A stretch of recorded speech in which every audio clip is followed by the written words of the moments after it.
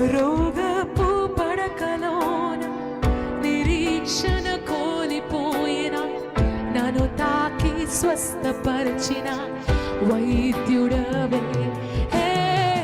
రోగపు పడకలోన హల్లెలూయా నన్ను తాకి స్వస్థపరిచిన పరిహారివయ్యా. ఈ రాత్రి స్వరమెత్తి పరిహారివే,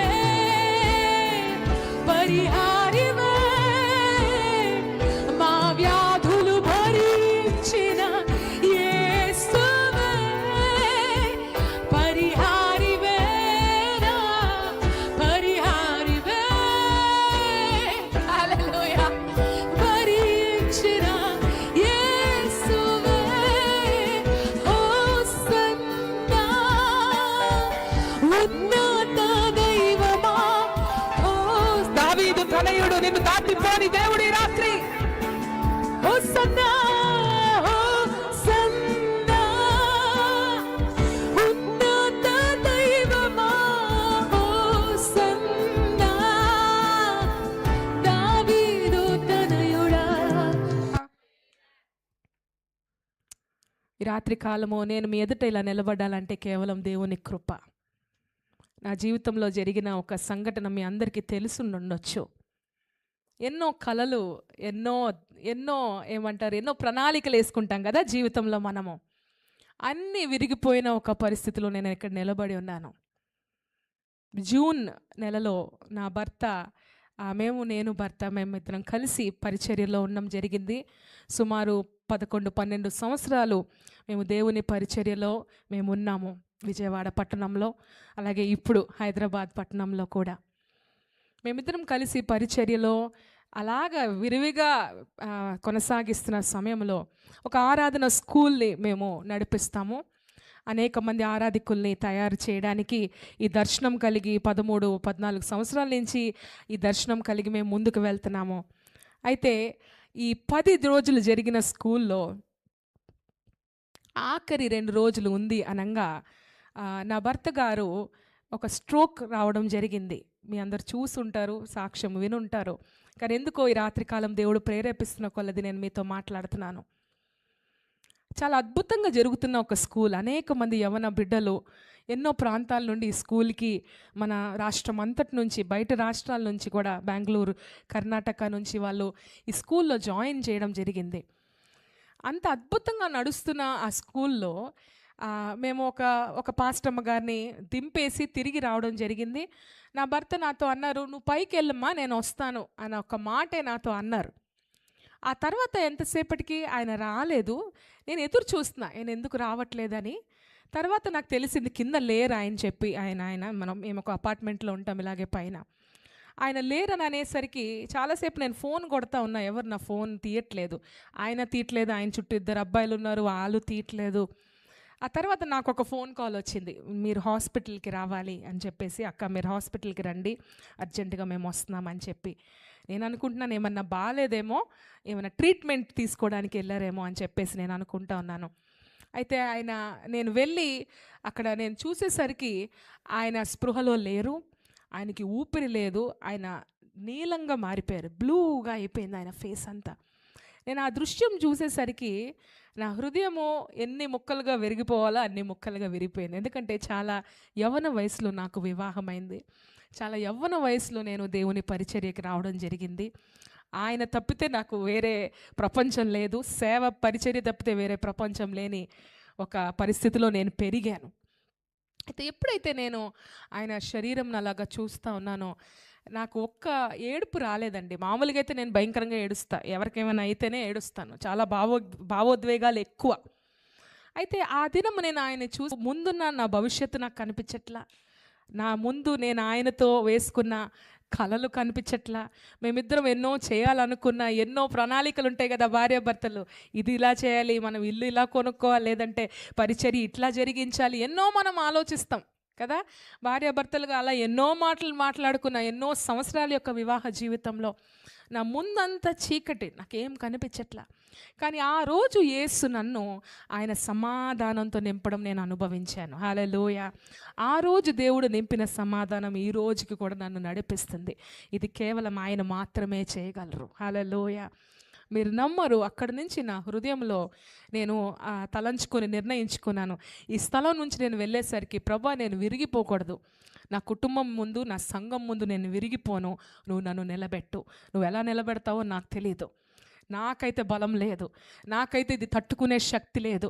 మీరు కనుక ఆయనని బాగు చేయగలిగితే, ఆయన్ని ముట్టగలిగితే, ఎందుకంటే ఆయన చనిపోయిన వారిని సైతం లేపిన దేవుడు, మీరు లేపగలరు. లేదు ఇది నీ చిత్తము, మీరు ఆయన్ని పిలుచుకున్నారు మహిమలో కంటే, దీన్ని తట్టుకునే ధైర్యమును శక్తిని నాకు ఇవ్వండి ప్రభా అని ఆ హాస్పిటల్లో నేను మొరపెట్టాను. చిన్న ప్రార్థన చేసే అంత ఇది కూడా పరిస్థితి కూడా లేదు. కానీ ఆ రోజు దేవుడు తర్వాత ఆయన్ని ఆ బాడీని తీసుకొచ్చి సంఘంలో పెట్టడం జరిగింది. అట్లాగే అక్కడ వచ్చిన యవన బిడ్డలు ఆరాధన స్కూల్కి రావడానికి వచ్చిన ఇష్టపడిన బిడ్డలు ఎవ్వరు వాళ్ళు వదిలి వెళ్ళలేదు.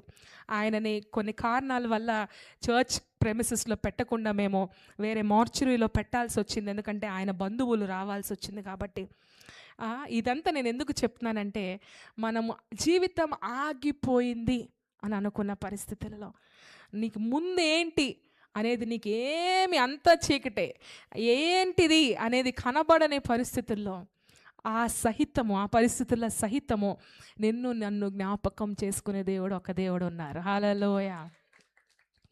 మీరు నమ్మరు, ఆ రోజు నుంచి ఈ రోజు వరకు కూడా నేను ఖాళీ లేకుండా విరామం లేకుండా దేవుని పనిలో ఉన్నాను. రెండోది ప్రారంభించిన పరిచర్య ఎక్కడ ఆగకుండా దేవుడు కొనసాగిస్తూ ఉన్నారు. దేవుని నామానికి మహిమ కలుగునుగాక. హల్లెలూయా.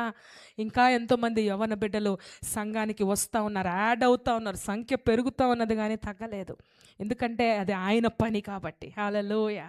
హల్లెలూయా. విరిగిన జీవితాల్ని ఆయన వాడుకోగలిగిన దేవుడు ఈ రాత్రికాలం. ఆ పరిస్థితి నా జీవితాన్ని మార్చేసింది. కానీ నేను సాక్ష్యం చెప్పగలను ఏంటంటే, ముందు ఏంటి అని తెలియని, నా భవిష్యత్తు ఏంటి అని తెలియని పరిస్థితుల్లో సహితము దేవుడు చెప్పిన మాట ఉందే. ఎన్నో సంవత్సరాల క్రితం నేను యవ్వన కాలంలో నేను సేవకి అడుగు పెట్టే ముందు నేను ప్రార్థన చేసిన ఒక్క మాట, నాకు అప్పటికి వివాహం అవ్వలేదు, 15 సంవత్సరాలు ఉంటా నేను. ప్రభా నాకు ఇచ్చిన ఒక్క జీవితము ఇది, నేను నీ కోసం నేను జీవించాలని ఇష్టపడుతున్నాను, లోకం కోసం నేను జీవించలేను ప్రభా, ఈ తరం కోసం మీరు నన్ను వాడుకోండి. అప్పుడు దాకా నేను అనుకునేదాన్ని, ప్రభా నాకు ఒక సాక్ష్యం లేదే, చాలామంది సాక్ష్యాలు చెప్తారు కదా, ఈ పరిస్థితి నుండి దేవుడు విడిపించి నన్ను నిలబెట్టారు వ్యసనాల నుండి, అలాంటి సాక్ష్యం నాకు లేదు కదా ప్రభా, నాకేం సాక్ష్యం ఉంది, నేను ఎవరి దగ్గరికైనా వెళ్ళి నిలబడి చెప్పడానికి నీ గురించి నాకేం సాక్ష్యం ఉంది. ఈ సంవత్సరం నేను చెప్పగలను, దేవుడు నా జీవితాన్ని ఒక సాక్ష్యంగా మార్చారు. హల్లెలూయా. నా విరిగిన జీవితాన్ని చూసి అనేక మంది నిరీక్షణ పొందగలుగుతున్నారంటే అది ఆయన చేసిన కార్యము. హల్లెలూయా. హల్లెలూయా. నా నిరీక్షణ లేని పరిస్థితిలో ఈరోజు నీకేమీ కనబడకపోవచ్చు, రేపు అనేది ఏంటి నీకేమీ కనపడకపోవచ్చు, ఎన్నో ప్రశ్నలు ఉండొచ్చు, నువ్వు అనుకున్న ప్రణాళిక ప్రకారం ఏదీ జరగకపోతా ఉండొచ్చు, నువ్వెన్నో వేసుకొని ఉంటావే, నా బిడ్డలు ఇలాగుండాలి, నా బిడ్డలు ప్రయోజకులు అవ్వాలి, నా భర్త ఇలాగుండాలి, నా భార్య ఇలాగుండాలని ఎన్నో ఎక్స్పెక్టేషన్స్ కలిగి మనం జీవిస్తాం జీవితంలో. అది ఏది జరగనప్పటికీ హల్లెలూయా. ఈ మైక్ శబ్దం ద్వారా వింటున్న కొంతమంది ఇదే పరిస్థితిలో ఉన్నారు. రేపేంటో అనేది తెలియదు, ఒక అడుగు వేయడానికి కూడా మీకు సామర్థ్యం లేని పరిస్థితుల్లో మీరున్నారు. కానీ నా దేవుడు ఒక మాట అంటున్నారు ఈ రాత్రి, ఆయన నిన్ను మర్చిపోలేదు. హల్లెలూయా. ఈరోజు నా జీవితాన్ని ఆయన నిలబెట్టుకోగలుగుతున్నారంటే నీ జీవితాన్ని ఇంకా అధికంగా నిలబెట్టగలిగిన దేవుడు. బిడ్డలు ఇంకా కలగరు, మా పరిస్థితి ఇంతే, ఈ వృద్ధాప్యంలో మేము బ్రతకడమే అనుకున్న జకరియా ఎలిజబెత్లకే దేవుడు జ్ఞాపకం చేసుకొని ఒక బిడ్డనివ్వగలిగితే హల్లెలూయా. ఈ క్రిస్మస్ సీజన్లో నాకు తెలుసు ఎంత ఆనందం సంబరాలు ఎన్ని జరుగుతూ ఉన్నా మన హృదయంలో ఒక లోటు ఉంటుంది, మన హృదయంలో ఒక ప్రశ్న ఉంటుంది, మన హృదయంలో ఒక రకమైన బాధ ఉంటుంది. అది నా దేవుడు చూస్తున్నారు ఈ రాత్రి. హల్లెలూయా. హల్లెలూయా. చాలామంది తల్లులు ఉన్నారు ఇక్కడ. మీ బిడ్డల గురించి ఎంతో కాలంగా మొరపెడుతున్నారు. కానీ దేవుడు ఈ రాత్రి మీతో అంటున్నారు, మీ ప్రార్థనను ఆయన జ్ఞాపకం చేసుకునే దేవుడు. నీ పరిస్థితుల్లో నిన్ను విడిచిపెట్టిన పెట్టిన దేవుడు